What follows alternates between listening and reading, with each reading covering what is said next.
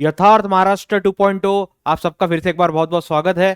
तो अब तक हमने 5 चैप्टर फिजिक्स के कंप्लीट कर लिए हैं। तो ये है आपका लास्ट वाला फिजिक्स का चॅप्टर और इसका नाम है ऑब्झर्विंग स्पेस अँड टेलिस्कोप। तर आतापर्यंत आपण 5 फिजिक्सचे चॅप्टर कंप्लीट केलेत आणि हा जो आहे तो तुमचा फिजिक्सचा 9th स्टँडर्डचा लास्ट चॅप्टर आहे। ओके, तर याच्यामध्ये काही खूप इंटरेस्टिंग गोष्टी आहेत। ऑब्झर्विंग स्पेस आणि स्पेसला ऑब्झर्व करायचं आहे। नंतर आपण स्पेसला ऑब्झर्व करण्यासाठी ज्या आपण गोष्टी यूज करतो, टेलिस्कोपचा यूज करतो, तर याबद्दल पण या लेक्चरमध्ये आपण माहिती जाणून घेणार आहोत। चलो बेटा सुरुवात करते। तर आपण काय काय पाहणार आहोत? Forms of light. Okay, basically forms of light म्हणजे म्हणायचं काय आहे यांना की रेडिएशन्स असतात, राईट? रेडिएशन आपण लास्ट लेक्चरमध्ये लाईटच्या चॅप्टरमध्ये आपण पाहिलं होतं रेडिएशन। त्यामध्ये अल्ट्रा व्हायोलेट आहे, इन्फ्रारेड आहे, व्हिजिबल लाईट आहे, रेडिओ वेव्स आहेत। तर हे सर्व काय आहेत बेटा? हे सर्व रेडिएशन्स आहेत। मग त्यापैकी जो आपल्याला दिसतो त्याला आपण म्हणतो व्हिजिबल लाईट। पण याचा अर्थ हा नाही की व्हिजिबल लाईट हे एकमेव रेडिएशन आहे। व्हिजिबल लाईट हे एकमेव रेडिएशन नाही। Radio waves, microwaves, infrared, gamma rays हे पण सुद्धा काय आहे? रेडिएशन्स आहेत। तर या ठिकाणी काय म्हणतात? Forms of light. बेसिकली हे काय आहे? Forms of radiation. ओके, तर व्हिजिबल लाईटला पाहण्यासाठी आपल्याकडे वेगळे इन्स्ट्रुमेंट असतात। त्याचबरोबर एखाद्या सेलेस्टियल बॉडीमधनं एक्सरे जर बाहेर पडत असेल तर त्या एक्सरेला पाहण्यासाठी सुद्धा आपल्याकडे वेगळं इक्विपमेंट असतं, वेगळे डिव्हाइसेस असतात। Telescope and types of telescope. तर आपला टेलिस्कोप म्हणजे काय हे पाहायचं आहे आणि टेलिस्कोपचे किती प्रकार असतात हे पण आपल्याला जाणून घ्यायचं आहे। टेलिस्कोप इन स्पेस ऑरच्या सरफेसवर। ओके, जसं आपल्याकडे नैनिताल उत्तराखंडमध्ये नैनिताल हा एक भाग आहे। तर त्या नैनितालमध्ये आपण एक टेलिस्कोप ठेवलेला आहे, राईट? एक खूप बढिया टेलिस्कोप त्या ठिकाणी ठेवलेला आहे। त्याचा या चॅप्टरमध्ये पण त्याच्याबद्दल माहिती दिलेली आहे आपल्याला, ते पण आपण पाहणार आहोत। तर टेलिस्कोप ऑरच्या सरफेसवर पण टेलिस्कोप असतात आणि काही टेलिस्कोप आपण काय केलेले आहेत? स्पेसमध्ये पण ठेवलेले आहेत। Indian space research organisation ISRO बद्दल पण आपल्याला या ठिकाणी माहिती जाणून घ्यायची आहे। चलिए बेटा शुरुआत करते हैं। Observing space and telescope. तो यहाँ पे क्या बोला गया है? Forms of light, telescope, types of telescope. Okay, त्याच ठिकाणी what is the difference between sky and space? Space आणि स्काय मध्ये काय डिफरन्स आहे? ओके, तर बेसिकली स्काय म्हणजे काय? तर आपली अर्थ सरफेस, अपने अर्थ का सरफेस और अर्थ के सरफेस के ऊपर जो एटमॉस्फेयर की लेयर है, तो बेसिकली वो अपने लिए स्काई होती है, उसे हम स्काई बोलते हैं। ओके, अर्थ का सरफेस और अर्थ के सरफेस के ऊपर जो एटमॉस्फेयर की लेयर है उसे हम क्या बोलते हैं बेटा? स्काई बोलते हैं। उसके बाद में होता है बेटा स्पेस। स्पेस मतलब इस एटमॉस्फेयर के बियॉन्ड जो एक इनफाइनाइट वैक्यूम है, ओके, एक यूनिवर्स है, उसे बोला जाता है स्पेस। ओके, स्काई के बियॉन्ड जो वैक्यूम है उसे क्या बोला जाता है? स्पेस बोला जाता है। उसी वैक्यूम में अपने को अदर सेलेस्टियल बॉडीज दिखती है, राइट? और क्या बोला गया? देखो बेटा, what is meant by space observation? What is it's important? What is it's important, है ना? Why it is important? तो ये स्पेस ऑब्जर्वेशन होता क्या है और स्पेस ऑब्जर्वेशन क्यों इंपॉर्टेंट है ये भी अपने को डिस्कस करना है। तो कुछ यहाँ पे इंफॉर्मेशन आपको दी गई है। From early days man has been curious about the sun as well as the moon and the stars seen in the night sky.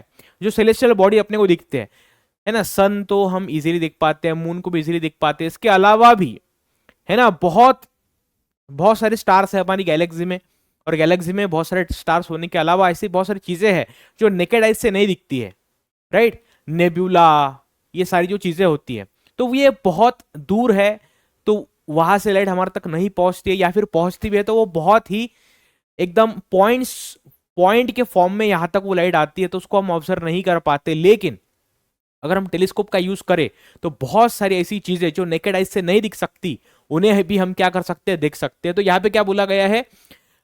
ऐसी बहुत सारी चीजें हैं जो नाइट स्काई में रात के समय में हमें दिखती है, स्पेस में, अवकाश में हमें दिखती है, और उनको देखने की, उनके लिए जो क्यूरियोसिटी है तो हमारी ये सालों से रही है। ऐसा नहीं कि आज ही हम स्पेस कोई वॉयजेस कर रहे हैं, हम स्पेस यात्रा कर रहे हैं, ये आज से नहीं, ये सालों से मनुष्य की इच्छा थी और वो आज सफल हो रही है, right? Using his bundle less imagination, Using his boundless imagination, he tried to understand the sky as observed by the naked eyes. Okay, जितना हमें आंखों से दिखता है तो उनको हम स्काई को देख पाते हैं, राइट? उसके बाद में ही notice that the position of the stars change with time and had something to do with occurrence of the season. Okay, तो जो सीजन के अकॉर्डिंग क्या होते हैं कि स्टार की जो पोझिशन आहे वो भी बदलती है ना, त्याला आपण काय म्हणतो तारका समूह. ओके, तर या पण गोष्टी काय होतात की सीझनच्या अकॉर्डिंग बदलतात. As the knowledge of the cycle of the season was necessary for agriculture, sky watching began to prove useful to him. Okay, तो ये देखिए हमारा जो सबसे इंपॉर्टेंट अगर कोई चीज है हमारे लिए तो वो है फ्रेश एयर. उसके बाद हमारे लिए जो फूड है वो इंपॉर्टेंट है, और पानी. तो ये तीन चीजें अपने लिए सबसे ज्यादा इंपॉर्टेंट है किसी भी चीज के अलावा. तो जो हम फूड कंज्यूम कर रहे हैं तो ये सब कुछ बड़ा एग्रीकल्चरल प्रोडक्ट है. और अगर हमें कुछ एग्रीकल्चर प्रोडक्ट में अगर अपने को क्या करना है, एक्स्ट्रा अपने को ग्रोथ चाहिए, तो हमें सीजन की पढ़ाई करनी पड़ेगी. और सीजन की पढ़ाई किसके ऊपर डिपेंड करती है? सीजन की पढ़ाई जो अर्थ का रोटेशन है, अर्थ का सन के अराउंड रिवोल्यूशन है, और जो तारका समूह जिसको हम बोलते हैं, ओके, तो उनकी भी पढ़ाई जो है बहुत जरूरी है. अगर हम उनको देखेंगे, जर आपण तारका समूह पाहतोय आणि तारका समूह पाहून जर आपण डिसाईड करतोय की ओके ठीक आहे, आता जो सीझन आहे तो रेनी सीझन लागणार आहे, की आता जो आहे तो विंटर सीझन संपणार आहे, आता जो आहे तो समर सीझन लागणार आहे, तर तारका समूह आणि या सर्व गोष्टी पाहिल्यानंतर आपल्याला काय कळतं की कोणत्या वेळेला कोणता सीझन स्टार्ट होणार आहे. आणि जर आपल्याला माहिती असेल, जर आपल्याला पूर्व कल्पना असेल, है ना, तर आपण अगर हम प्रेडिक्ट कर पा रहे हैं कि आने वाले दिनों में क्या होने वाला है, ये अगर हम प्रेडिक्ट कर पा रहे हैं, ओके, तो हम क्या कर सकते हैं, एग्रीकल्चर से ज्यादा प्रोडक्ट ले सकते हैं. The position of the constellation was also useful to sea goers for navigation. Okay, हा कॉन्स्टिलेशन है ना, ज्याला आपण तारका समूह म्हणतो मराठीमध्ये, त्याला आपण काय म्हणतो constellation. Constellation was also useful to sea goers for navigation. जे तारका समूह असतात है ना, जसं आपण म्हणतो ध्रुव तारा, राईट. तर कॉन्स्टिलेशन तारका समूह, तर यांचा स्टडी केला जातो कोणाच्या मार्फत? जे लोक ओशन मधनं ट्रॅव्हल करतात, जे समुद्रामधनं ट्रॅव्हल करणारे लोक आहेत, जो ओशन में से ट्रैवल करने वाले जो लोग हैं, उनको डायरेक्शन समझने के लिए, उनको जो ट्रैवलिंग करने के लिए कॉन्स्टिलेशन और स्टार्स की पढ़ाई करनी पड़ती है, उनको ऑब्जर्वेशन उसका करना पड़ता है ताकि वो अपनी डायरेक्शन को सही तरीके से प्रेडिक्ट कर पाए. यही बात यहाँ पे बोली गई है. Man began to make determined efforts to find answer to question which arose out of his sky watching. Okay, तो स्काई वॉचिंग करते करते कई सारे सवाल मनुष्य के मन में उत्पन्न हो रहे थे, तो उनको सेटिस्फाई करने का, ओके, तो उसने उस हर क्वेश्चन का जवाब जानने का मनुष्य क्या कर रहा था, कोशिश कर रहा था. Man began to make determine effort to find answer. Okay, मनुष्य क्या करने लगा कि उसे जो स्काई वॉचिंग के बाद जो उसके क्वेश्चन उसके माइंड में आ रहे हैं, तो वो क्वेश्चन का आंसर ढूंढने के लिए वो क्या करने लगा, डिटरमाइन एफर्ट्स, एक निश्चित प्रयास वो करने लगा कि वो हर क्वेश्चन का जो आंसर है वो ढूंढ पाए, right. But he did not have any equipment to get closer to view of the stars and planets in the sky. तो सबसे बड़ी समस्या क्या आ रही थी कि जिस प्लैनेट को, जिस कॉन्स्टिलेशन को, जिस तारका समूह को, जिस भी सेलेस्टियल बॉडी को वो देखना चाहता है, वो नेकेड आइज से उसको देख नहीं सकता था. थोड़ा सा उसके लिए मुश्किल हो जाता था कि इन चीजों को देखना. तो उसके पास कोई इक्विपमेंट नहीं था, तो उसने क्या किया, इस इक्विपमेंट को बनाने के लिए उसने एफर्ट्स किए. इस इक्विपमेंट को बनाने के लिए उसने एफर्ट्स किए. क्या बोला है, today 400 years after Galileo's use of the telescope, tremendous progress has been made in telescope technology and in space science and technology on the whole. This great leap in technology has helped to construct for us an astounding picture of our universe. Space science and technology are not only important for research purpose but also to help provide us with many of the comforts and facilities we enjoy in our everyday life. Okay, तो Galileo ने सबसे पहला telescope बनाया था. तो ये सबसे पहला जो एफर्ट जिसने किया है, जो मनुष्य है वो है बेटा गैलीलियो। तो गैलीलियो ने सबसे पहले अपना टेलीस्कोप बनाया था। ओके, क्या बोला है, in 1608 spectacle maker and researcher Hans Lipperhey discover that seeing through two lenses kept one behind the other seems to bring object closer to us. तो ये जो नाम है ये थोड़ा सा आपको ध्यान में रखना पड़ेगा। ये जो मनुष्य है हांस लाइपर्शे, तो इसने क्या किया, इसने दो लेंसेज का यूज किया, और दो लेंसेज का यूज करने के बाद में इसे पता चला कि अगर हम दो लेंसेज को यूज करते हैं प्रॉपर तरीके से तो बहुत दूर की चीज हमें पास नजर आ सकती है। तो ये जो हांस लाइपर्शे है, इसने ये एक्सपेरिमेंट करके देखा, और ये जो कंसेप्ट है इसको उठा के गैलीलियो ने क्या किया, अपना टेलीस्कोप बनाया। उसे पता चल गया था कि अगर मैं दूर की चीज को पास ला सकता हूं, अगर मैं दो लेंसेज का यूज कर सकता हूं तो ये जो गैलीलियो है, तो गैलीलियो ने क्या किया, उसी कंसेप्ट को समझ लिया और उससे उसने टेलीस्कोप बनाया। तो उसने बोला कि अगर मैं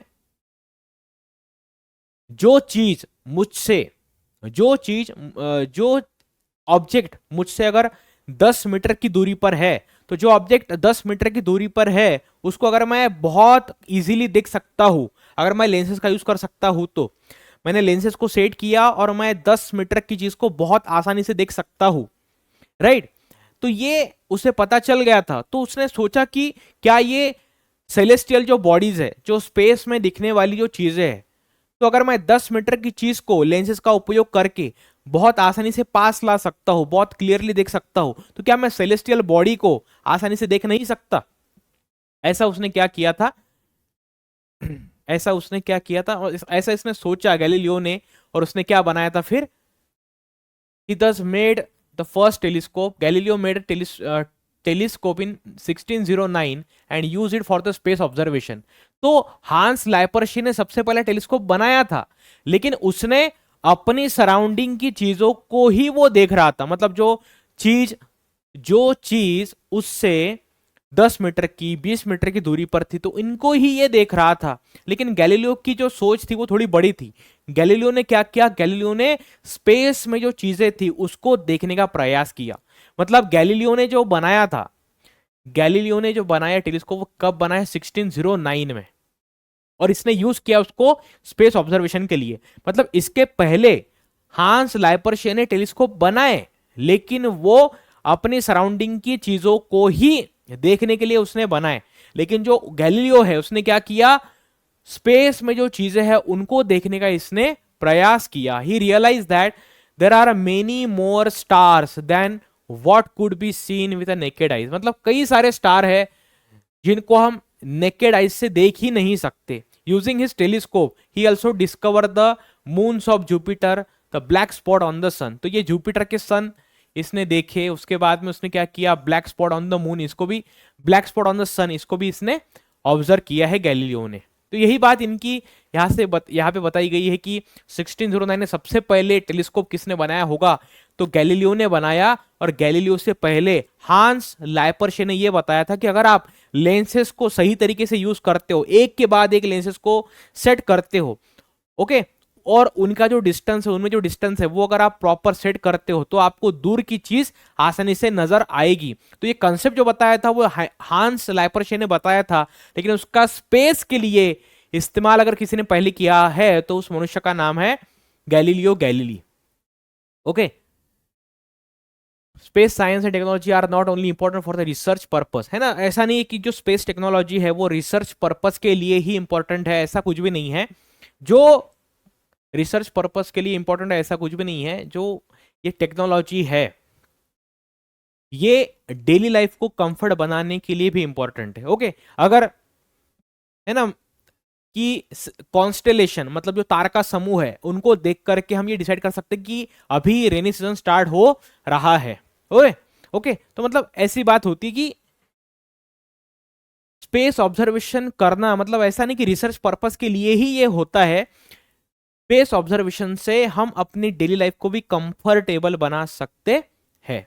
ओके, और क्या बोला है देखो, a telescope is used to observe space but will one telescope be sufficient for us to observe space completely.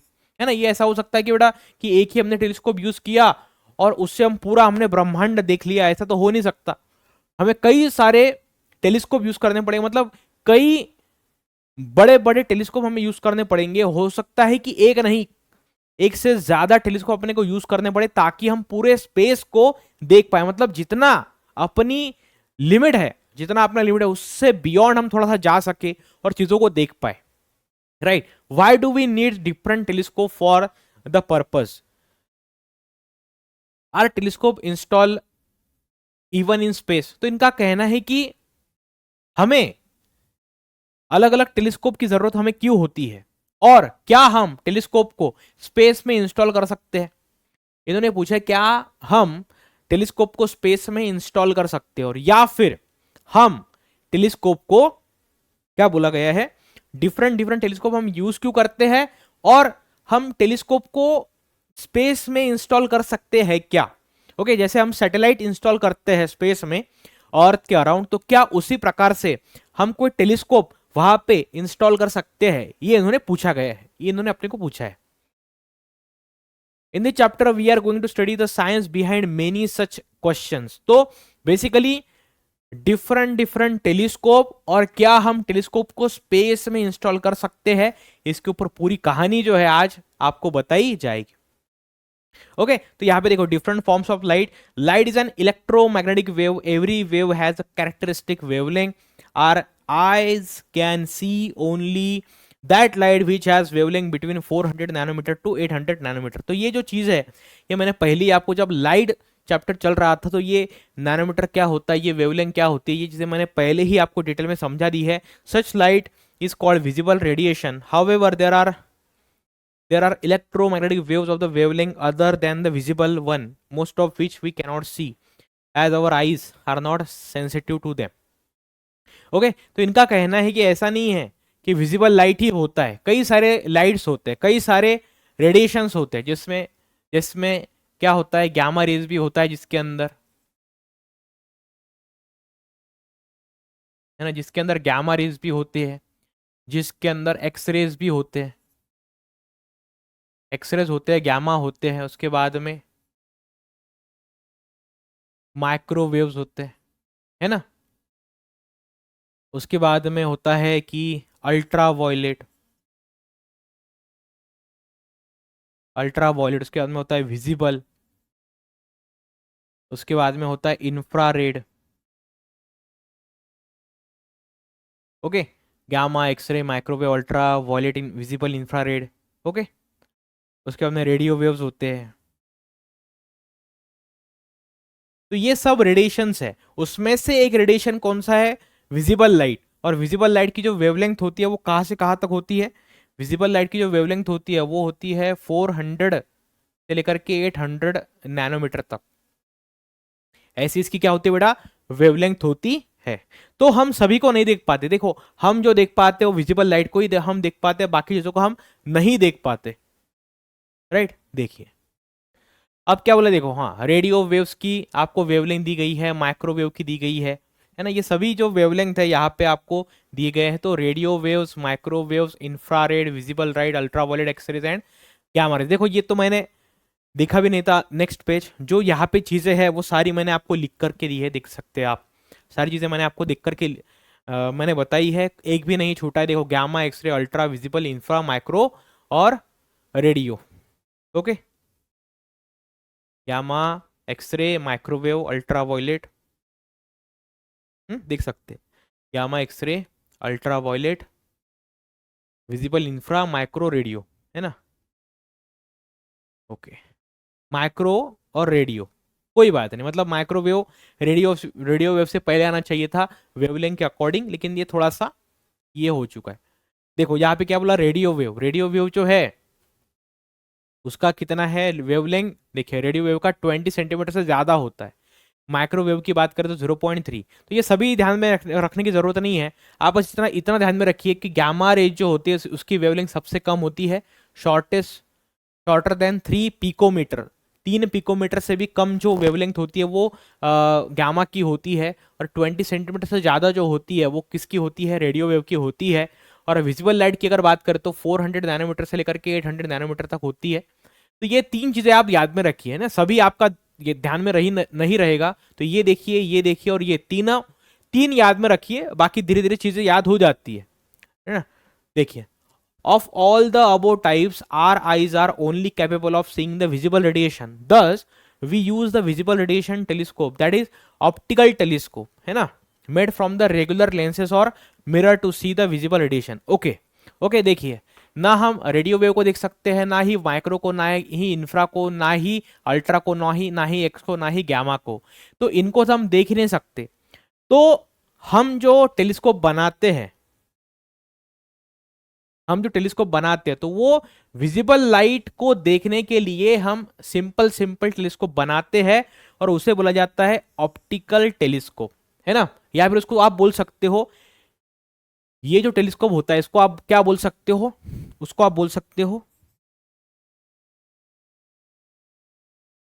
Visible light telescope. इसको आप क्या बोल सकते हो, विजिबल लाइट टेलीस्कोप आप इसको बोल सकते हो। इसको आप ऑप्टिकल टेलीस्कोप बोलो, या फिर विजिबल लाइट को स्टडी करने वाला टेलीस्कोप, मतलब विजिबल लाइट टेलीस्कोप या फिर optical telescope, made from regular lenses. देखिए ना, जो हम चश्मा लगाते हैं, चश्मे में जो लेंस होता है, या फिर जो हम घर में जो मिरर लगाते हैं, तो ये क्या होगा, regular lenses, regular mirror. Okay, तो इसका यूज करके हम विजिबल रेडिएशन को देखने के लिए विजिबल लाइट टेलीस्कोप या फिर ऑप्टिकल टेलीस्कोप या फिर विजिबल रेडिएशन टेलीस्कोप, ऐसा भी इसको बोल सकते हैं। However many heavenly bodies emit radiation other than the visible light. क्या बोला है, however many heavenly bodies emit radiation other than the visible light. ऐसी बहुत सारी बॉडीज है ना, ऐसी बहुत सारी बॉडीज है, वो क्या करती है, however many heavenly bodies emit radiation other than the visible light. Okay, मतलब सन की जब हम बात करते हैं तो ऐसा नहीं कि जो अपना सन है वो हमें दिख रहा है तो उसके अंदर सारे जो वेवलेंथ है वो विजिबल लाइट के वेवलेंथ है, ऐसा नहीं है। उसके अंदर जितने वेवलेंथ है वो सारे विजिबल लाइट की वेवलेंथ, ऐसा नहीं है। उसके अंदर रेडियो वेव भी है, माइक्रो भी है, अल्ट्रा भी है, इंफ्रा भी है, एक्स भी है, गैमा भी है। तो ये सारे रेडिएशन जो है वो सेलेस्टियल बॉडी से निकलते हैं। ऐसा नहीं कि सन से विजिबल लाइट ही निकलता है, इसके अंदर से ऐसे बहुत सारे रेडिएशन निकलते हैं जो हम नहीं देख पाते, राइट। तो यहां पे वही बोला गया है कि हेवनली बॉडीज, अब हेवनली बॉडीज मतलब सेलेस्टियल बॉडीज, उसमें ब्लैक होल हो गया, उसमें स्टार्स हो गए, उसमें नेब्यूलाज हो गया, ओके, उसके अंदर क्लाउड्स हो गए, है ना, इंटरस्टेलर क्लाउड्स हो गए। तो ये सभी जो अलग अलग हेवनली बॉडीज है, मतलब सेलेस्टियल बॉडीज है, स्पेस में जो चीजें हैं उनको उन्होंने हेवनली बॉडीज कहा है। तो इन चीजों को, ये अलग अलग जो चीजें हैं इसके अंदर से अलग अलग रेडिएशंस निकलते हैं। तो ये इसको छोड़ के ये जो 1 2 3 4 5 6 ये जो 6 टाइप के रेडिएशन है, तो उसमें से कोई भी हो सकता है उस सेलेस्टियल बॉडी में से निकलने वाला रेडिएशन। और ये जो बॉडी के अंदर से निकलने वाला रेडिएशन है, तो उसको देखने के लिए thus we need different types of telescope like the x ray, gamma ray, radio telescope to receive such radiations. तो एक्सरे को देखने के लिए एक्सरे टेलीस्कोप, गामा रेस को देखने के लिए गामा रे टेलीस्कोप, समझ में आ रहा है, रेडियो वेव्स को देखने के लिए radio telescope to receive such radiations and to study their sources. Okay, तो बहुत सारे ऐसी हेवनली बॉडीज है, तो ऐसा नहीं कि उसके अंदर से विजिबल लाइट ही बाहर पड़ेगा, उसके अंदर से अलग अलग रेडिएशंस बाहर पड़ते हैं। आ रहा समझ में, उसके अंदर से अलग अलग रेडिएशंस जो है वो बाहर पड़ते हैं। तो उनको स्टडी करने के लिए अपने पास में अलग अलग टेलीस्कोप्स होते हैं, है ना। कौन सा टेलीस्कोप, पहले तो आपने देखा विजिबल लाइट टेलीस्कोप या फिर ऑप्टिकल टेलीस्कोप या फिर विजिबल रेडिएशन टेलीस्कोप। तो इसके अलावा जो रेडिएशंस है वो कौन से है, एक्सरे, गामा, रेडियो। तो ये सब डिफरेंट रेडिएशंस है, और इनको स्टडी करने के लिए डिफरेंट टेलीस्कोप होते हैं, x ray telescope, gamma ray telescope, radio wave telescope. तो ये ऐसे होते हैं, ओके। तो इनको भी स्टडी करने के लिए अलग अलग टेलीस्कोप भेजे जाते हैं। अब यहाँ पे बोला गया टेलीस्कोप होता कैसे, यहाँ पे क्या बोला है, टेलीस्कोप होता कैसे। तो टेलीस्कोप में बेसिकली क्या, देखो ये कौन सा है अपने पास में, refracting telescope, okay. Optical telescope क्या बोला है देखो, ऑप्टिकल टेलीस्कोप मतलब विजिबल लाइट को स्टडी करने के लिए जो रेगुलर लेंसेज को यूज करके टेलीस्कोप बनाया जाता है उसे बोला जाता है ऑप्टिकल टेलीस्कोप या फिर विजिबल रेडिएशन टेलीस्कोप। देखिए optical telescope, most optical telescopes are made with 2 और more lenses as shown in the figure. Okay, तो ये जो है ये लेंसेज है, इसमें लेंस है और लेंस में क्या होता है, रिफ्रैक्शन होता है। लेंसेज में क्या होता है, रिफ्रैक्शन होता है। अगर मिरर रहा तो मिरर में क्या होगा बेटा, रिफ्लेक्शन होगा। लेकिन अगर आपके पास में लेंस है तो लेंस के अंदर से क्या होगा, रिफ्रैक्शन होगा। तो ये जो आपने पहला लेंस लिया है, दूसरा लेंस लिया है। ओके, तो ये जो बड़ा वाला लेंस है, ओके, जो आपका बड़ा वाला लेंस है, ये जो आपका बड़ा वाला लेंस है, तो ये क्या करेगा, जिस ऑब्जेक्ट से लाइट आ रही है उस लाइट को कलेक्ट करेगा। और ये जो यहां पे लेंस है तो ये देखने के लिए हम, है ना, उसमें क्या होता है, एक जगह पे हमें आंखों से देखना पड़ता है और जहां पे हम अपनी आंखों से देखते हैं तो वो जो पार्ट होता है उसे बोला जाता है आई पीस, है ना। मतलब ये होता है जिसके थ्रू हम देखते हैं। और ये जो लेंस है ये क्या कर रहा है, ये सेलेस्टियल बॉडी से जो सोर्स है उससे लाइट कलेक्ट कर रहा है। ओके, सोर्स ऑफ लाइट, मतलब ये देखो ये लाइट आ रही है, मतलब ये जो सोर्स है उस सोर्स से लाइट आ रही है और यहां पर पड़ती है वो लाइट। ओके, तो ये है आपका कॉन्वेक्स लेंस, यहां पे लाइट पड़ती है, लाइट पड़ने के बाद में यहां पर क्या हो रही है, कलेक्ट हो रही है, और कलेक्ट होने के बाद में फिर आई पीस में जा रही है। फिर क्या जा रही है, आई पीस में। मतलब ये जो है इसके थ्रू हम देखते हैं और ये बेसिकली सेलेस्टियल बॉडी से आने वाली लाइट को ये कलेक्ट कर रहा है, राइट। अब देखिए यहां पे देखिए रिफ्रैक्टिंग टेलीस्कोप, यहां पर क्या है बेटा आपका रिफ्रैक्टिंग टेलीस्कोप। इसको थोड़ा सा एडजस्ट यहां पे किया गया है, राइट। इसको क्या किया गया है, एडजस्ट किया गया है। एक और भी इसमें डायग्राम हो सकती है, देखिए क्या बोला है देखो, to collect the maximum amount of light coming from a heavenly object the objective lens should be made as large as possible. ये देखिए ये जो है यहां पे आप देख पा रहे हो, जो लेंस सोर्स से आने वाले लाइट को कलेक्ट कर रही है, जो लेंस सोर्स से आने वाले लाइट को कलेक्ट कर रही है उसे बोला जाता है ऑब्जेक्टिव लेंस। वो आपके लिए क्या बन गया, ऑब्जेक्टिव लेंस। यही बात यहां पे बोली गई है, to collect the maximum amount of light coming from the heavenly bodies the objective lens should be made as large as possible. जितना बड़ा लेंस बन सके उतना हम बनाते हैं using the light collected by the objective. ये जो लेंस है बेटा वो ऑब्जेक्टिव लेंस है और ये जो है वो आईपीस लेंस है। Using the light collected by the objective a smaller lens called the eyepiece produces a large image of the source. तो ये जो है इससे लाइट ले लिया, यहां पे कलेक्ट हो गया, तो जो आईपीस है इसकी कई बड़ी इमेज बनाता है। Light rays change their direction as they enter a lens from the atmosphere and again when they enter the atmosphere after passing through the lens. This is called the refraction.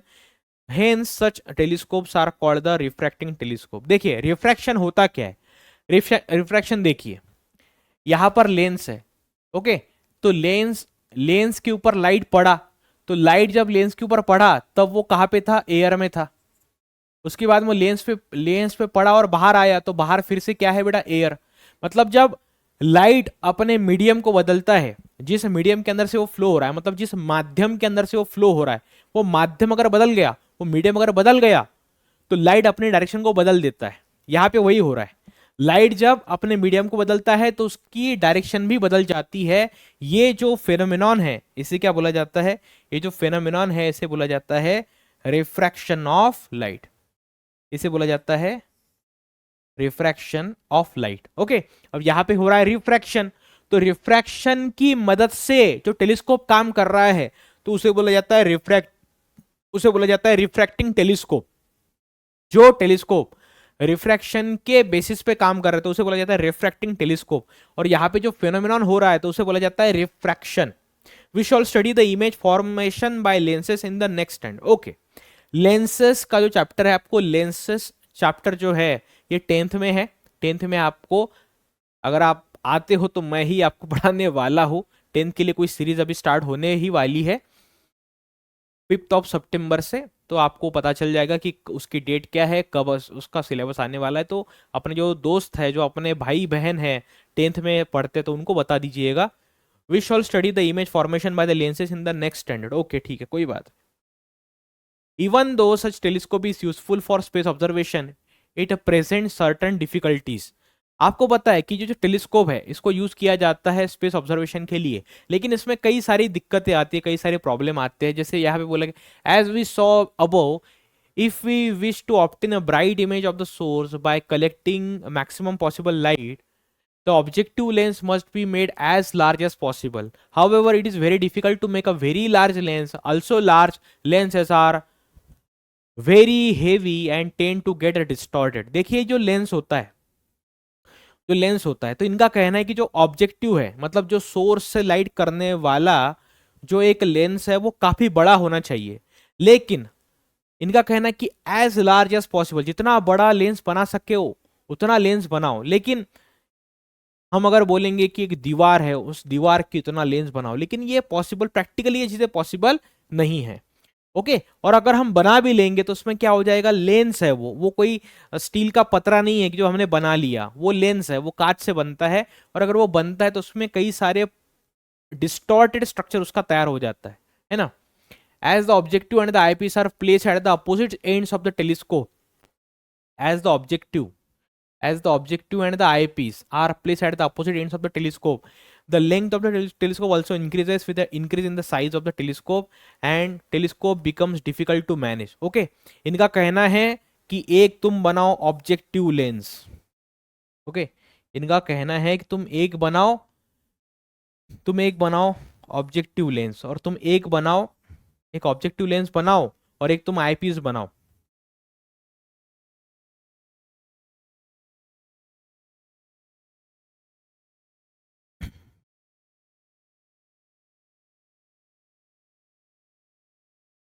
Okay, एक objective lens बनाओ और एक eyepiece बनाओ, right.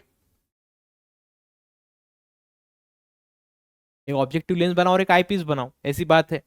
Objective lens बनाओ, eyepiece बनाओ, ऐसी बात है यहाँ पे। तो इनका कहना है कि इन दोनों को हमें एक कॉलम में जोड़ना है। और देखिए ये बहुत बड़ा होना चाहिए, और इसके अकॉर्डिंग ये भी एक बड़ा ही लेंस बनेगा।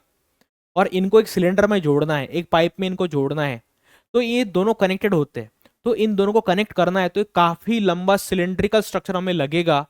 और इतने बड़े स्ट्रक्चर को किसी जगह से, एक जगह से दूसरी जगह पे लेके जाने के लिए हमें कई ज्यादा दिक्कतें उठानी पड़ सकती है। जैसे किसी कंपनी में मैन्युफैक्चरिंग साइट पे अगर वो तैयार हो गया, उसको वहां से उठाओ, गाड़ी में डालो, और उसको बिना कोई धक्का लगे उसको कहीं जगह, किसी जगह पे सेट करो, तो ये बहुत डिफिकल्ट अपने लिए स्ट्रक्चर बन सकता है। ये बहुत दिक्कत वाली बात बन सकती है। The images form by the lenses have errors of colours, this is called the chromatic aberration. Okay, तो इन इन केस में होता क्या है कि अगर आपकी जो लेंस आपने बनाई है वो कहीं पे डिस्टॉर्ट हो चुकी है, तो उस केस में क्या होगा, अगर वो डिस्टॉर्ट हो चुकी है तो इस केस में क्या होगा, डिस्टॉर्ट अगर हो चुकी है तो इसमें कलर, जो लेंस आप देख रहे हो उसमें कई सारे कलर आ जाएंगे, मतलब वो इमेज खराब हो जाएगी। तो उसे बोला जाता है क्रोमैटिक एबेरेशन, उसे बोला जाता है chromatic aberration,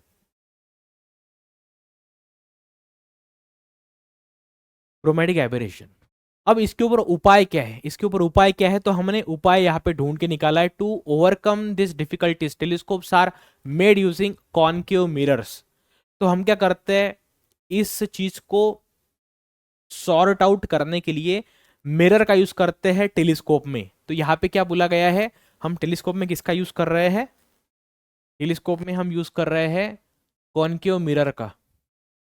as light rays get reflected by mirrors in this telescope, they are called the reflecting telescope। अगर मिरर यूज किया गया है तो उसमें रिफ्लेक्टिंग टेलीस्कोप आपको, मतलब किसी टेलीस्कोप में अगर मिरर लगाया गया है तो उसे रिफ्लेक्टिंग टेलीस्कोप बोला जाता है।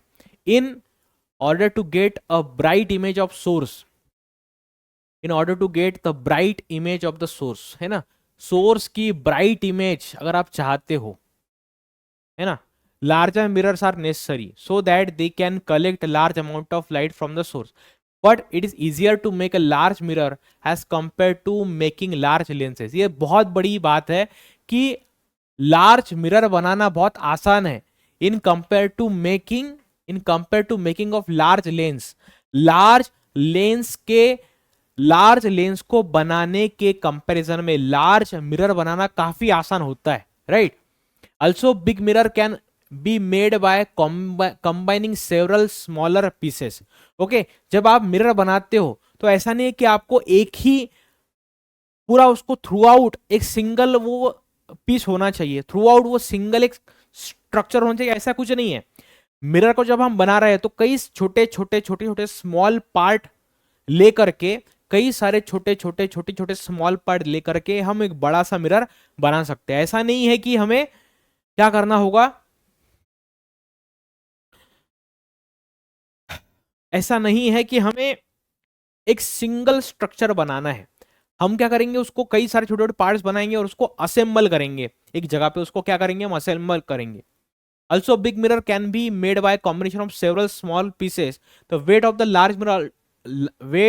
a large mirror too is less than that of the lens of same size. मतलब एक अगर आपने 1 मीटर की रेडियस, अगर आपने एक 1 मीटर की रेडियस वाला, अगर आपने 1 मीटर की रेडियस वाला अगर आपने लेंस बना दिया, 1 मीटर की रेडियस वाला अगर आपने लेंस बना दिया है और आपने 1 मीटर की रेडियस वाला आपने मिरर बना दिया है, तो इनका कहना है कि जो मिरर होता है काफी लाइट वेट होता है इन कंपेयर टू लेंस।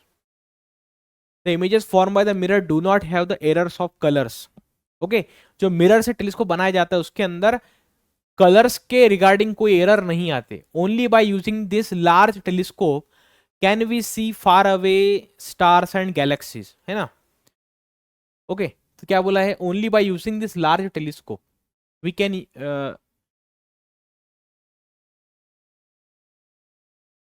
हाँ, इनका कहना है कि जो बड़े बड़े हम टेलीस्कोप बनाते हैं, ओके, हाँ, तो इसका यूज करके हम जो फार अवे स्टार्स एंड गैलेक्सीज है उसको भी हम क्या कर सकते हैं, इजीली देख पाते हैं। जो हम नेकेड आइज से नहीं देख पाएंगे उनको भी हम यहाँ पे देख पाते हैं। अब देखिए यहाँ पे क्या बोला है, the reflecting telescopes are mainly of 2 types, Newtonian and Cassegrain. Okay, ये जो क्वेश्चन है वो एग्जाम में आता है बहुत बार, तो आपको ये ध्यान में रखना है बेटा। ये जो क्वेश्चन है आपको ध्यान में रखना है कि जो एक होता है न्यूटन, जो रिफ्लेक्टिंग टेलीस्कोप होते हैं तो उसके अंदर 2 होते हैं, है ना। मिरर, जिसमें मिरर यूज किया जाता है, ऐसे जो टेलीस्कोप होते हैं इनमें 2 टाइप होते हैं, एक होता है न्यूटोनियन और एक होता है Cassegrain. As shown in the figure, light rays coming from the space are reflected by the concave mirror. Before these reflected rays converge at the focus, they are deflected again by the small plane mirror. As a result, they get focus at a point lying on the perpendicular to the axis of the telescope cylinder. They pass through the eyepiece and we get a magnified image of the source. इनका कहना है, देखिए यहां पर आपने क्या लगा दिया, यहां पर आपने क्या लगा दिया, यहां पर आपने मिरर लगा दिया। ओके, अब उधर से लाइट आ रही है, उधर से लाइट आ रही है ना, और लाइट आई यहां पर पड़ी, उधर से लाइट आई यहां पर पड़ी। अब जैसे ही लाइट, ये देखो ये है मिरर और इसका ये है फोकस, तो ये जो लाइट मिरर से रिफ्लेक्ट होने के बाद इस प्लेन मिरर पे पड़ी है ना, इस प्लेन मिरर पे वो लाइट जो है वो पड़ी है। ओके, ये आपका मिरर है, उधर से लाइट आई और इस प्लेन मिरर पे पड़ गई, और इस प्लेन मिरर पे पड़ने के बाद में, मतलब फोकस पे पड़ने से पहले ही वो कहां पर पड़ गई, प्लेन मिरर के ऊपर पड़ गई। अब इसके ऊपर पड़ने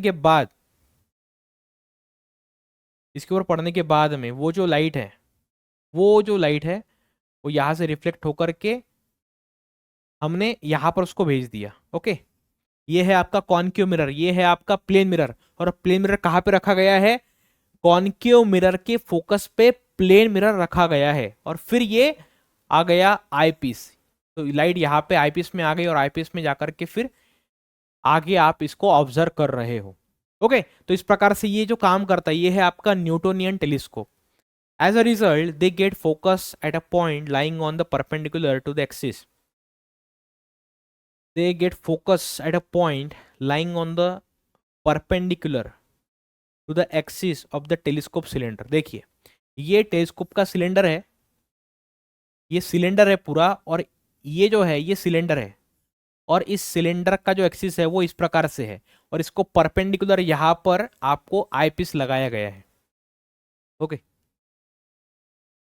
ये देखो ये जो है वो सिलेंडर है, ये हो गया आपका सिलेंडर. इस सिलेंडर का जो एक्सिस है वो ये है, और लाइट लाइट तो यहां पर फोकस पे कलेक्ट होने वाली थी, लेकिन जैसे ही वो लाइट प्लेन मिरर के ऊपर पड़ी तो वो रिफ्लेक्ट होकर के इधर चली गई. और ये जो लाइन है जिस डायरेक्शन में लाइट रिफ्लेक्ट होकर के जा रही है ये लाइन एक्सिस को परपेंडिकुलर है, ऐसा इनका कहना है ना. देखो क्या बोला, as a result they get focus at a point lying on the perpendicular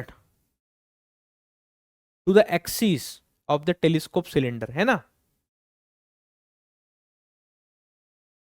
point lying on the perpendicular to the axis, yes axis को परपेंडिकुलर जो है वहां पर जो एक पॉइंट है, इस पॉइंट पे लाइट फोकस हुई है, ऐसा ये बोल रहे हैं. They pass through the eyepiece, eyepiece है ना, they pass through the eyepiece, जो लाइट है वो आईपीस के अंदर से पास होंगी, and we get a magnified image of the source, है ना. They pass through the eyepiece, जो लाइट है वो आईपीस के अंदर से पास होंगी, एंड हमें क्या मिलेगी, मैग्नीफाइड इमेज हमें मिलने वाली है, हमें मैग्नीफाइड इमेज मिलने वाली है.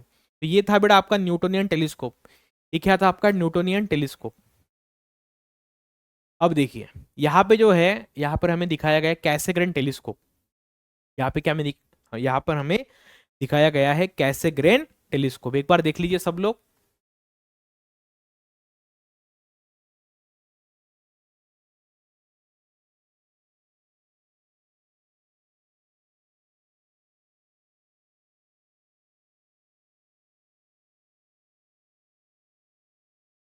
ये जो बेटा द कैसेग्रेन टेलीस्कोप, ये है आपका कैसेग्रेन टेलीस्कोप.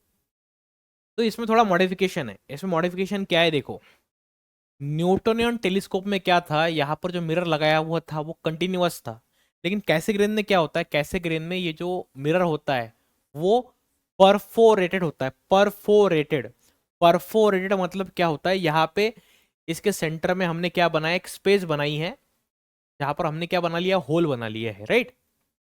तो होता क्या है, जो सोर्स है, तो सोर्स से लाइट आती है, मिरर के ऊपर पड़ती है, और मिरर के ऊपर पड़ने के बाद में जो लाइट है रिफ्लेक्ट होने के बाद फोकस पे जाती है. लेकिन फोकस पे जो मिरर लगाया गया है यहाँ पर वो कॉन्वेक्स मिरर लगाया गया है. क्या लगाया गया है, कॉन्वेक्स मिरर. अब ये जो कॉन्वेक्स मिरर के ऊपर जैसे ही लाइट पड़ेगी तो वो क्या करेगा, उसको रिफ्लेक्ट करेगा. और देखिए यहाँ पर जो आईपीस है वो मिरर के पीछे लगाया गया है. न्यूटोनियन में अगर आप न्यूटोनियन में देखेंगे तो न्यूटोनियन न्यूटोनियन टेलीस्कोप में क्या किया, न्यूटोनियन टेलीस्कोप में क्या किया गया है, यहाँ पर मिरर लगाया गया है, लाइट आती है प्लेन के ऊपर पड़ती है, प्लेन मिरर के ऊपर, और रिफ्लेक्ट होने के बाद में कॉन्वेक्स लेंस में जाती है. लेकिन यहाँ पर हमने क्या किया गया है, यहाँ पर ये प्लेन मिरर और लेंस यहाँ पर लगाया गया है, आईपीस यहाँ पर लगाया गया है, और यहाँ पर आप देख सकते हैं जो आईपीस है वो मिरर के एग्जैक्ट पीछे लगाया गया है. मतलब लाइट आएगी, मिरर के ऊपर पड़ेगी, मिरर के ऊपर पड़ने के बाद में कॉन्वेक्स मिरर के ऊपर पड़ेगी, यहां से रिफ्लेक्ट होने के बाद में आईपीस में जाने वाली है. The construction of the Cassegrain type telescope is shown in the figure. The Cassegrain telescope also uses the concave mirror. However, here light rays after reflection from the concave mirror are reflected back towards it by a small convex mirror. मतलब पहले light mirror के ऊपर पड़ा, और mirror के ऊपर पड़ने के बाद में लाइट यहां पर आएगी कॉन्वेक्स मिरर के ऊपर, लेकिन फिर से लाइट मिरर की तरफ ही जाने वाली है.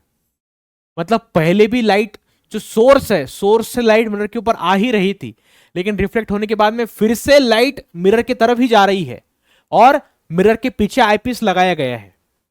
Reflected back towards it by A small convex mirror. They pass through a hole at the center of the concave mirror, okay, and then through the eyepiece situated at the back of the mirror. Mirror के पीछे जो lens है उसके ऊपर वो light पड़ती है, right, ऐसा बोला गया है। The eyepiece gives us magnified image of the source. जो आईपीस है वो क्या करता है, magnified image of the source, source की वो मैग्निफाइड इमेज बनाता है। ओके, यहाँ पे देखिए क्या बोला है कि in India we have several telescope with a concave mirror. Concave mirror से बनाए गए बहुत सारे टेलीस्कोप है अपने पास में। 2 मीटर डायमीटर का हमारे पास में क्या है मतलब 2 मीटर डायमीटर वाला कॉन्केव मिरर यूज करके हमने टेलीस्कोप बनाया है। Okay, the biggest optical telescope in India having mirror of 3.6 metre diameter, है ना, सबसे बड़ा ऑप्टिकल टेलीस्कोप जिसकी डायमीटर 3.6 मीटर है। तो ये कहां पे है, Aryabhatta research institute of experimental sciences, Nainital. Okay, Nainital, एक बार चेक कर लेना आप, उत्तराखंड में आपको नैनीताल मिल जाएगा। नैनीताल बहुत सारे लोग टूरिस्ट वहां पे आते हैं, एक बहुत ही हिली रीजन है, हिली स्टेशन है, और वहां पे छुट्टियां मनाने के लिए, वैकेशन मनाने के लिए लोग जाते हैं नैनीताल में। आर्यभट्ट रिसर्च इंस्टीट्यूट वहां पे है, वहां पे आपको ये देखने को मिल जाएगा। काफी बड़ी डायमीटर वाला मिरर यहाँ पे लगाया गया है, वो है 3.6 मीटर डायमीटर ऑफ एक्सपेरिमेंटल। हाँ, this is the largest optical telescope in Asia. पूरे एशिया का सबसे बड़ा टेलीस्कोप जो है वो यहां पर है ना, मतलब इंडिया का नहीं, पूरे एशिया का।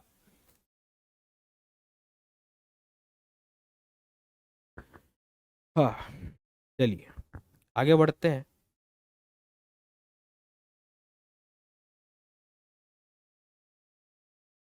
Okay,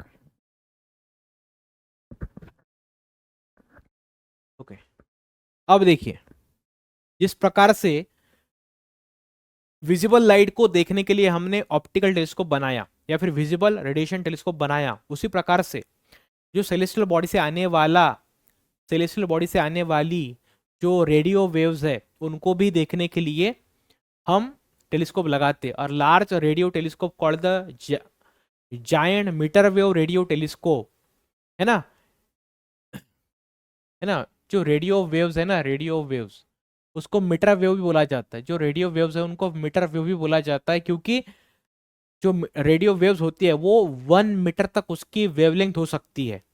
okay, GMRT has been erected at Narayangaon near Pune, है ना, पुणे में नारायण गांव है, यहाँ पर ये जो रेडियो टेलीस्कोप है वो लगाया गया है। It uses radio waves having wavelength of about 1 metre coming from planets and star to study those heavenly bodies, है ना, किसी स्टार से निकलने वाली रेडियो वेव्स, किसी हेवनली बॉडी से निकलने वाली रेडियो वेव्स को समझने का काम कौन करता है, ये रेडियो टेलीस्कोप करता है। Okay, this telescope is actually a collection of 30 dishes, है ना, एक डिश नहीं है, 30 अलग अलग बड़े बड़े डिशेस यहाँ पे लगाए गए हैं, each having a diameter of 45 metre. ये बड़े बड़े डायमीटर वाले टेलीस्कोप ये है। It is called the giant telescope as the arrangement of the 30 dishes over an area, है ना, 30 डिशेस है over an area which measures up to 25 kilometre across, है ना, मतलब 25 किलोमीटर के पूरा एक बहुत बड़ा एक रेडियस है, बहुत बड़ा एक एरिया है 25 किलोमीटर का। तो इसमें ये सेटअप लगाया गया है, is made in such a way that it work as a single dish having diameter of 25 kilometre. मतलब 25 किलोमीटर डायमीटर, मतलब ऐसा, मतलब देखिए एक इस प्रकार से वो अरेंजमेंट है, मतलब 1 2 3, है ना, 4 5 6 7 8 9 10, मतलब ये डिशेस का ऐसा सर्कल है वो। और इसमें कितने डिशेस है, 30 डिशेस है, और उनकी डायमीटर होती है कम से कम, उनकी जो डायमीटर बनती है, उसकी जो डायमीटर बनती है वो डायमीटर बनती है बेटा 25 किलोमीटर की उसकी डायमीटर बनती है।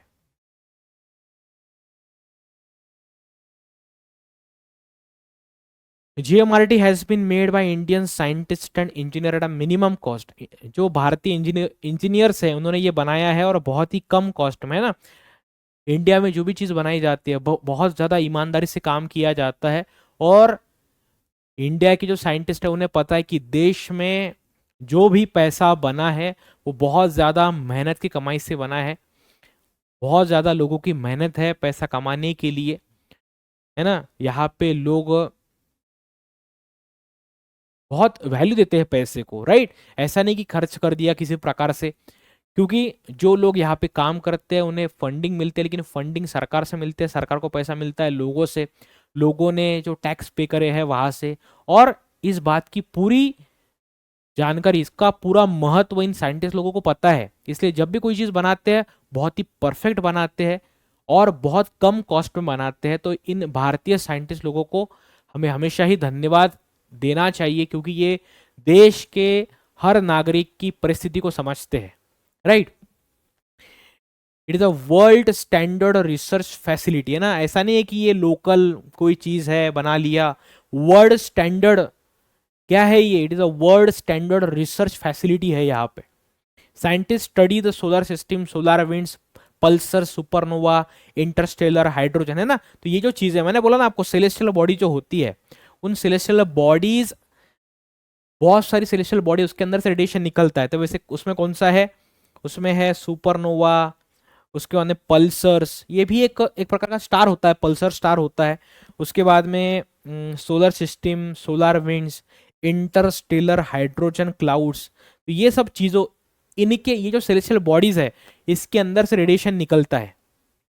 With the help of GMRT the scientist from all over the world come to India to make use of this facility. तो दूर दूर की दुनिया से लोग मतलब बाहर के देशों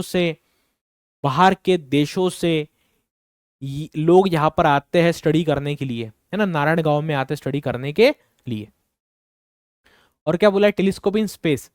तो होता क्या है, देखिए, जो अर्थ के सरफेस, मतलब नैनीताल में टेलीस्कोप लगाया गया है ना, मतलब कैसेग्रेन टेलीस्कोप हमने नैनीताल में लगा दिया, नैनीताल में हमने कैसेग्रेन टेलीस्कोप लगा दिया। लेकिन होता क्या है बेटा, कि रात के टाइम पे हम ऑब्जर्वेशन करते हैं, राइट। मतलब एक रिस्ट्रिक्शन आ गया, एक क्या आ गया अपने सामने, एक अपने लिए रिस्ट्रिक्शन आ गया। रिस्ट्रिक्शन ये है कि हम मॉर्निंग में सेलेस्टियल बॉडीज को नहीं देख सकते, ये रिस्ट्रिक्शन आ गया। दूसरा रिस्ट्रिक्शन ये है कि जो शहर होते हैं, जो शहर होता है वो एक्सपांड होता रहता है, हर शहर जो होता है वो एक्सपांड होता रहता है। समझ में आ रहा है आपको, हर जो शहर होता है वो कैसा होता है, एक्सपांड होता रहता है, राइट। मतलब हमने भले ही नैनीताल में जो टेलीस्कोप रखा हुआ है वो हमने भले ही शहर से बहुत दूर रखा हो, लेकिन धीरे धीरे शहर एक्सपांड होता है, नई नई सड़कें बनती है, सड़कें बनती है तो उसके ऊपर स्ट्रीट लाइट बनते हैं, स्ट्रीट लाइट अगर बनते हैं तो उसके ऊपर से बहुत तेजी से गाड़ियां जाने लगती है, धीरे धीरे ट्रैफिक बढ़ता है। तो इससे होता क्या है कि जो सेलेस्टियल बॉडी हम ऑब्जर्व कर रहे हैं तो उसके बीच में ये लाइट आ जाता है। और तीसरा जो कंसेप्ट है वो ये है कि एटमॉस्फियर, जो अर्थ के सरफेस के ऊपर जो एटमॉस्फियर है, ट्रोपोस्फियर, स्ट्रेटोस्फियर, है ना, मेसोस्फियर, एक्सोस्फियर, थर्मोस्फियर, ये जो अर्थ के सरफेस के ऊपर एटमॉस्फेयर के लेयर्स है, उसके अंदर लाइट आती है, और उसके अंदर लाइट आने के बाद में वो क्या होती है, रिफ्रैक्ट होती है। मतलब, और ये जो एटमॉस्फेयर की लेयर्स होती है वो काफी डिस्टर्बिंग होती है, कंटिन्यूसली उसका उसका जो लेयर है, उसकी जो डेंसिटी है वो वैरी होती रहती है। तो ये जो 3 फैक्टर है, इसकी वजह से, है ना, इसकी वजह से होता क्या है कि, इसकी वजह से होता ये है कि हम चीज़ों को इजीली ऑब्जर्व नहीं कर पाते। तो हमने क्या किया, इसके ऊपर हमने उपाय निकाला। हमने क्या बोला कि जो जिस प्रकार से हम अर्थ के अराउंड सैटेलाइट को सेंड कर देते हैं, और जो सैटेलाइट होता है वो सेलेस्टियल बॉडी को स्टडी करता है या फिर अर्थ को स्टडी करता है, तो इन्होंने क्या किया, सैटेलाइट की तरह जो टेलीस्कोप है वो भी अर्थ के अराउंड ऑर्बिट में सेट कर दिया, राइट। तो यही चीजें यहाँ पे बताई गई है कि क्या क्या प्रॉब्लम होते हैं अर्थ के सरफेस के ऊपर टेलीस्कोप लगाने से। ओके, इसके लिए हम क्या करते हैं, सेलेस्ट मतलब स्पेस में लगाते हैं। तो उसमें कौन सा है, इन 1990 the national aeronautics and space administration launch into space an optical telescope called Hubble telescope, है ना। तो नासा ने क्या किया, 1990 में क्या किया नासा ने, कि ये जो टेलीस्कोप है वो हबल टेलीस्कोप जो है स्पेस में रख दिया है। It has a mirror of diameter 94 inches and is orbiting the earth at height of 589 km from it. This telescope is still working and has helped to make important discoveries. तो ये क्या कर रहा है, ये अभी भी वर्क, हबल टेलीस्कोप अभी भी वर्क कर रहा है, जो 1990 में बनाया था। किसने बनाया था, नासा ने बनाया था। In 1999, the National Aeronautics and Space Administration launched an X-ray telescope named चंद्र, है ना। तो ये जो साइंटिस्ट है, इंडियन साइंटिस्ट सुब्रमण्यम चंद्रशेखर थे, इनके नाम से एक एक्सरे टेलीस्कोप बनाया गया जिसका नाम है एक्सरे, है ना। मतलब इसका नाम है चंद्र नाम का टेलीस्कोप बनाया गया जो कि सेलेस्टियल बॉडी से निकलने वाले एक्सरेज को ऑब्जर्व करता है, जो हमें बिल्कुल भी नहीं दिखते। ऐसे एक्सरेज को जो सेलेस्टियल बॉडी से निकलते हैं उनको ऑब्जर्व करने का काम कौन करता है? ये चंद्र टेलीस्कोप करता है। Spherical special mirror which can reflect x rays were use in this telescope, है ना। इसके अंदर स्पेशल मिरर लगाए गए थे, है ना, जो एक्सरे को रिफ्लेक्ट कर सके। Chandra has given us very useful information about stars and galaxies, that इसको is name after the famous Indian scientist. ये तो मैंने आपको बताया, सुब्रमण्यम चंद्रशेखर, ठीक है ना। अब देखिए इसरो की बात की गई है। This institute was establish in 1969, याद रखिएगा, बहुत इंपॉर्टेंट चीज है, सभी बच्चों को याद रहना चाहिए। 1969 में इसरो इस्टेब्लिश हुआ था with the aim of the developing technology for making and launching of artificial satellite, है ना। सैटेलाइट को लॉन्च करने के लिए ये बनाया गया था 1969 में। Till date ISRO has successfully launch a large number of satellite. ISRO's program is foremost among the successful programs undertaken by the independent India, है ना। स्वतंत्र भारत ने जितने भी प्रोग्राम्स किए हैं उसमें सबसे ज्यादा सक्सेसफुल अगर कोई प्रोग्राम रहा है तो वो रहा है इसरो के द्वारा बनाया गया प्रोग्राम। इसरो के द्वारा जो मिशन बनाए गए तो वो स्वतंत्र भारत में किए गए अनेकों एक्सपेरिमेंट्स में, स्वतंत्र भारत में किए गए अनेकों कार्यक्रम में एक सक्सेसफुल कार्यक्रम रहा है। देखिए